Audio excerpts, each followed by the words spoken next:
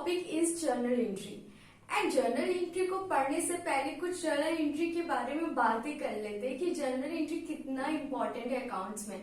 सी journal entry जो होता है ना वो इतना ज्यादा इंपॉर्टेंट है। बेसिकली आप समझ लो कि एक पेड़ का ना रूट है जर्नल एंट्री। जितना ज्यादा आप मजबूत रखोगे ना अपनी जड़ें उतना ज्यादा उतना ही अच्छे पेड़ आप बनोगे, जो कि आप ना ही कोई बारिश आपको कोई भी आपको हिला सकता है ना कोई भी तूफान आपको हिला सकता है।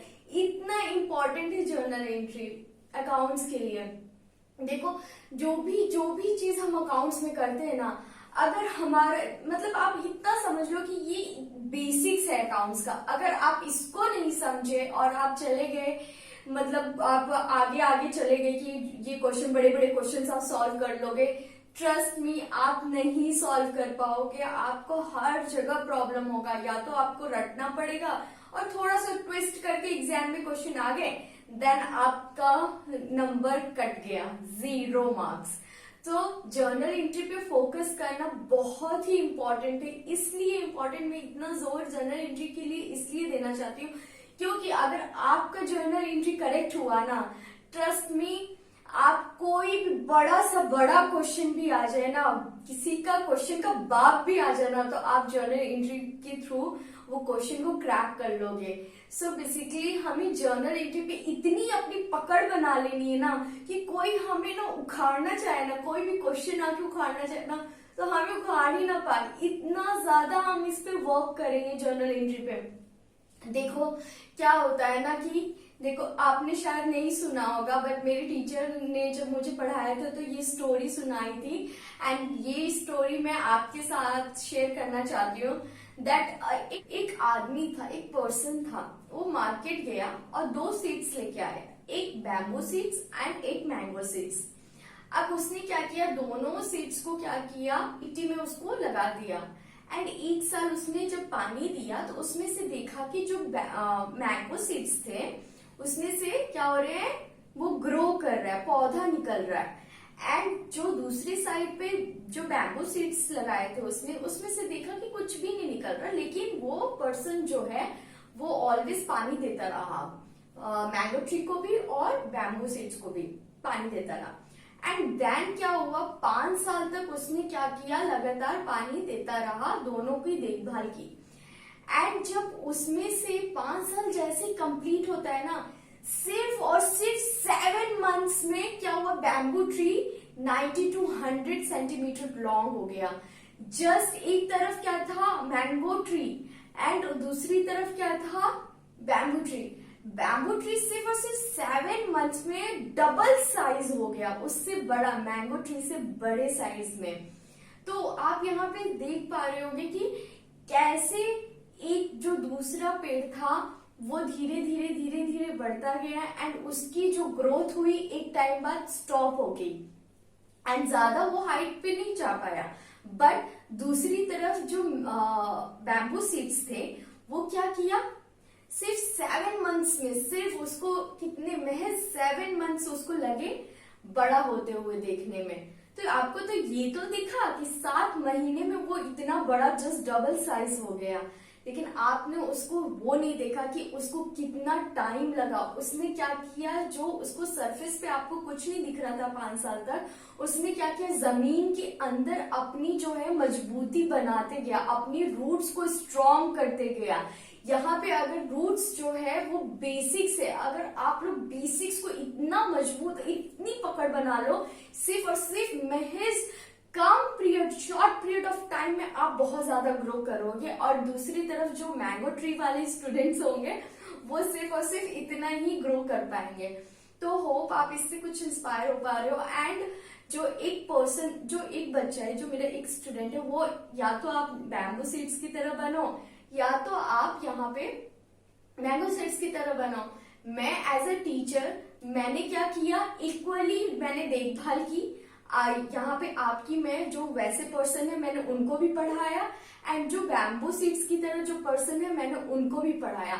एंड अब इसमें आप पे डिपेंड करता है कि आपने अपनी रूट्स को कितना स्ट्रॉन्ग किया, आपने अपनी बेसिक्स को कितना स्ट्रॉन्ग किया।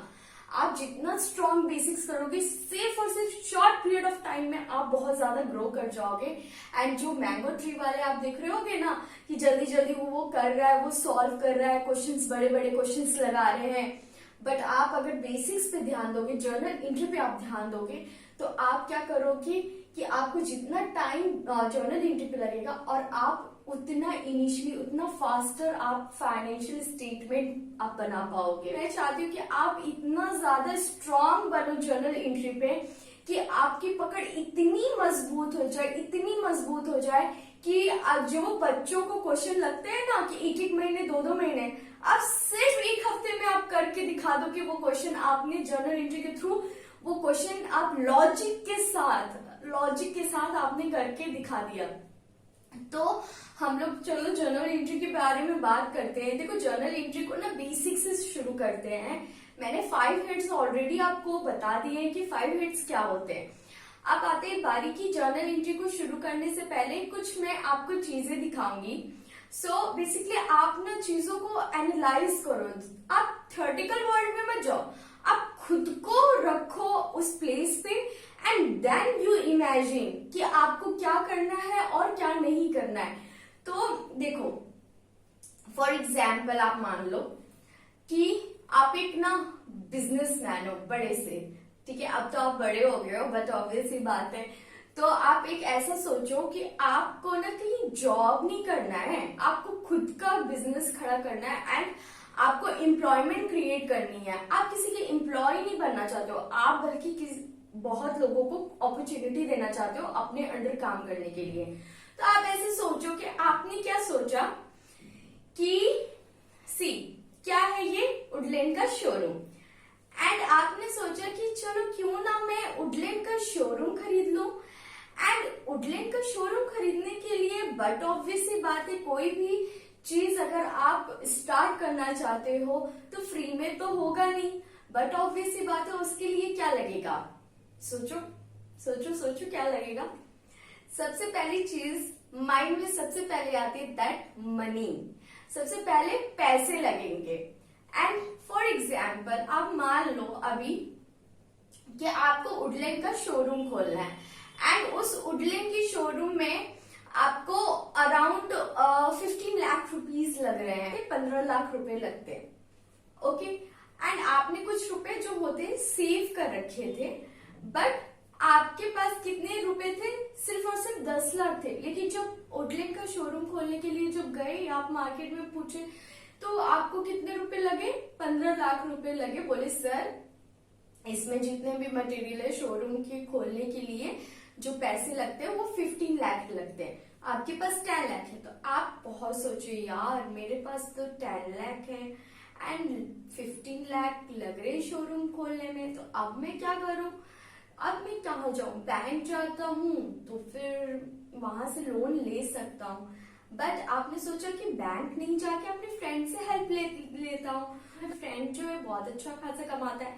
बचपन का दोस्त है, तो क्यों ना मैं उससे बोरो कर लेता हूँ पैसे। तो वो क्या किया, वो अपने फ्रेंड के पास गया, बोला कि दोस्त यार मेरे को ना वुडलैंड का शोरूम खोलना है, सॉरी, एंड मुझे ना 5 लाख की जरूरत है, 10 लाख मेरे पास है एंड 5 लाख कम पड़ रहे, तो मुझे क्या तू 5 लाख दे सकता है। तो उसके फ्रेंड ने बोला यार दोस्त है हम लोग, बचपन के दोस्त है, इतनी छोटी सी बात की, ले ले यार तू 5 लाख ले ले, तुझे क्या है। तो उसने क्या किया, उसके फ्रेंड ने दे दिया, बोला कि ये 5 लाख मैं तुझे दे रहा हूँ बट मुझे इंटरेस्ट चाहिए इसके बदले। तो उसने बोला कि चल ठीक है यार तू दोस्त है, तुझे मैं इंटरेस्ट आराम से दे दूंगा। तो उसने क्या किया, उसके फ्रेंड जो है वो उसको 5 लाख दे दिया। अब सी यहाँ पे क्या हुआ, आपके पास कितने रुपए हैं, 10 लाख। शोरूम खोलने के लिए आपको 15 लाख की जरूरत है, आपने अपने फ्रेंड से बोरो किए एंड आपके पास टोटल मनी कितने आ गए, फिलहाल 15 लाख आ गए, बिंगो। एंड अब आप जाओगे शोरूम खोलने, एंड अब शोरूम खोलने जाओगे तो ये जो 15 लाख रुपए आपने जो शोरूम खोलने के लिए लगाया है वो क्या है, सोचो सोचो, कुछ तो सोचो। वो 15 लाख रुपए जो है वो बिजनेस के लिए, आपके बिजनेस के लिए वो कैपिटल है। क्या है, कैपिटल जो आपने लागत लगाई है, जो आपने बिजनेस के में पैसा, बिजनेस को स्टार्ट करने के लिए जो पैसा आपने लगाया है उसको बोलते हैं कैपिटल। अब आपको समझ में आया कि कैपिटल क्या होता है। आपने शोरूम खोलने के लिए आपको कितने रुपए लगे थे? 15 लाख रुपए। एंड ये 15 लाख रुपए आपने अरेंज करके अपने पास, अपने फ्रेंड के पास से क्या किया? लगा दिया। एंड आपने एक शोरूम खोल लिया। तो वो जो 15 लाख रुपए था आपने बिजनेस में लगाया, वो आपके लिए क्या हुआ? कैपिटल। एंड कैपिटल किस साइड जाता है ये मैं बताऊंगी आपको। अभी अभी आप पेशेंसली सुनो और समझो। कैपिटल आपने फाइंड आउट कर लिया, ठीक है, कैपिटल क्या होता है। अब देखो क्या हुआ। अब देखो क्या हुआ, जो फ्रेंड आपको 5 लाख रुपीस दिया था बिजनेस के लिए, तो वो आपके लिए क्या हुआ? बट ऑब्वियस सी बात है ना, आप उसको इंटरेस्ट के साथ पैसा वापस करोगे, क्योंकि उसने बोला था कि भाई मुझे इंटरेस्ट चाहिए, ठीक है। तो आपने क्या किया? उसको उसमें से इंटरेस्ट आपको देना है उसको। अब मैंने क्या बताया, लायबिलिटी में मैंने क्या बताया कि आप कोई भी चीज बाउंड होते हो फ्यूचर में पे करने के लिए, तो वो आपके लिए क्या हुआ? लायबिलिटी तो हुई। तो ये क्या हुआ? आपके फ्रेंड का जो मनी था वो क्या हुआ? लायबिलिटी हुआ। तो दो चीज आपने यहाँ से आपने फाइंड आउट कर ली, एक कैपिटल देख लिया एंड एक क्या देख लिया आपने? लायबिलिटी देख ली। एंड अब देखो क्या होता है। लायबिलिटी बेसिकली आप इतना समझो ना, अपने माइंड में रख लो, आप रट लो, आप जो करना आप वो करो, लेकिन अपने माइंड में बैठा लो कि जो भी पैसा आप फ्यूचर में पे करने के लिए बाउंड हो, ठीक है, लीगली, वो क्या हुआ? आपके लिए लायबिलिटी हुई। एंड जो भी पैसा आपको फ्यूचर में मिलेगा वो क्या हुआ? आपके लिए एसेट्स होगा। ओके, दो चीज ऑलवेज याद रखो। एंड कैपिटल क्या हुआ? कोई भी बिजनेस शुरू करने के लिए आपने जो भी पैसा लगाया है वो क्या होगा? आपके लिए कैपिटल होगा। चलो, इतना होप आपको समझ में आ गया होगा। बिंगो, आपने 15 लाख रुपए में एक शोरूम खोल लिया। एंड ये शोरूम जो है, इसमें आप देख रहे हो कुछ कुछ चीजें रखी हुई हैं। क्या क्या है शोरूम में? जस्ट फाइंड आउट कि क्या क्या है, मेरे को बताओ आप। देखो, मैं जहां तक, मेरी नजरें जहां तक देख पा रही हैं वो क्या क्या है। यहाँ पे तो कपड़े हैं बहुत सारे, आपको दिख रहे हैं। सी, कपड़े हैं, हैंगर्स भी हैं, कपड़े हैंगर्स के ऊपर रखे हुए हैं ना। एंड जीन्स भी है, बेसिकली सारे कपड़े, जीन्स, टी शर्ट वगैरह वगैरह। एंड क्या है, आप यहाँ पे देख रहे हो लकड़ी का कुछ बना हुआ है, वो भी तो है फर्नीचर। एंड इधर लैपटॉप भी दिख रहा है। सी, लैपटॉप भी लगाया है, लाइट्स वगैरह भी अच्छे से लगाए हो यार, आप तो काफी अच्छा लगाया है। शोरूम तो काफी अच्छा बना लिया हो यार, स्टैंडर्ड एकदम। एंड ओके, इतना है। तो इसमें आपको सारी चीजें आपने फाइंड आउट कर ली कि क्या क्या इसमें सारी चीजें दी हुई है। तो सी, बेसिकली आपका जो बिजनेस है किस टाइप का है वो देखो। यहाँ पे आपका मेन बिजनेस क्या है, पहले सबसे पहले ये फाइंड आउट करो आप कि इसमें मेन बिजनेस आपका क्या है। वुडलैंड के शोरूम खोले हो तो किस लिए खोले हो आप? उसमें क्या आप खरीदोगे, बेचोगे? बताओ, सोचो सोचो। मैम, बट ऑब्वियस सी बात है, कपड़े हैं तो कपड़े की खरीदेंगे और बेचेंगे, और क्या करेंगे। तो यहाँ पे जो आप कपड़े खरीद रहे हो, बेच रहे हो, ये क्या हुआ है? आपका गुड्स हुआ। अब इसमें आपने सब कुछ देख लिया क्या क्या रखा हुआ है। एंड अब चलो इसके आगे हम लोग चलते हैं कि इसमें आप ये फाइंड आउट करो कि इसमें फिक्स्ड एसेट्स कौन कौन से हैं। मैंने ऑलरेडी फिक्स्ड एसेट्स के बारे में बता दिया है। और जो लोग इस वीडियो पे नए हैं, प्लीज आप लोग पिछले वीडियोस को देखो, बेसिक्स ऑफ अकाउंट्स में। एंड उसमें मैंने एसेट्स के बारे में बताया है, लायबिलिटीज के बारे में बताया, एक्सपेंसेस के बारे में बताया, इनकम्स के बारे में बताया। तो प्लीज आप जाके पहले वो वीडियोस देखो, देन आप इस वीडियोस पे आना। तो इसमें फिक्स्ड एसेट्स देखो, फाइंड आउट करते हैं क्या क्या है। चलो, अच्छा पजल्स है ना, इसको इसी तरीके से सॉल्व करते। सी, मुझे तो यहाँ पे लाइट्स वगैरह दिख रही हैं। लाइट्स हमारे फिक्स्ड एसेट्स ही तो हुए। एंड क्योंकि हम लोग लॉन्ग टर्म के लिए यूज करेंगे उसको। एंड फर्नीचर भी तो हम लोग यूज करेंगे, फर्नीचर भी हुए हमारे fixed assets. And laptop is also there, तो लैपटॉप भी तो हमारे फिक्स्ड एसेट्स ही हुए। हम लोग अगर बेचने जाएंगे उसको तो कुछ तो वैल्यू मिलेगी हमें मार्केट में फ्यूचर में। तो मैंने क्या बताया, एसेट्स क्या होते हैं, जो भी फ्यूचर में हमें वैल्यू मिले उसकी, चाहे कम मिले चाहे ज्यादा मिले, मार्केट प्राइस के हिसाब से मिल सकता है।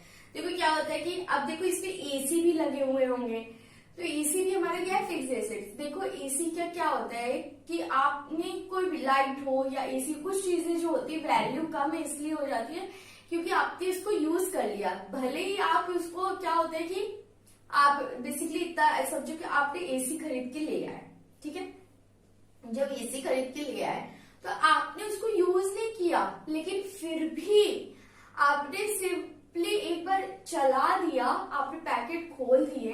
जब आपने पैकेट खोल दिया तो वो क्या होगा, उस रेट पे नहीं बिकेगा। अगर 40,000 की एसी लेके आए हो आप ना, तो वो 40,000 पे नहीं बिकेगी, उससे कम पे ही बिकेगी। एंड जैसे स्कूटर हो गया या फिर व्हीकल्स हो गए, कोई भी चीज होती है, जरूरी नहीं है कि आपको हमेशा हाई वैल्यू पे मिले। बहुत ही कम चीजें होती है जो हाई वैल्यू पे मिलती है, एंड कुछ चीजें जो होती है वो कम वैल्यू पे मिलती है। तो आप बस इतना समझ लो कि एसेट्स वो होते हैं कि जो हमें फ्यूचर में कुछ भी करके पैसा दे, कमा के या फिर कुछ भी उसको बेचे तो हम लोग को पैसा मिले, चाहे वो कम हो उस जितना हमने खरीदा है, चाहे उससे ज्यादा हो। बेसिकली मनी है, मनी हमें मिल रही है, दैट मीन्स वो हमारा फिक्स्ड एसेट्स है। एंड फिक्स्ड एसेट्स समझ लो आप लॉन्ग टर्म के लिए हम लोग यूज करते हैं बेसिकली।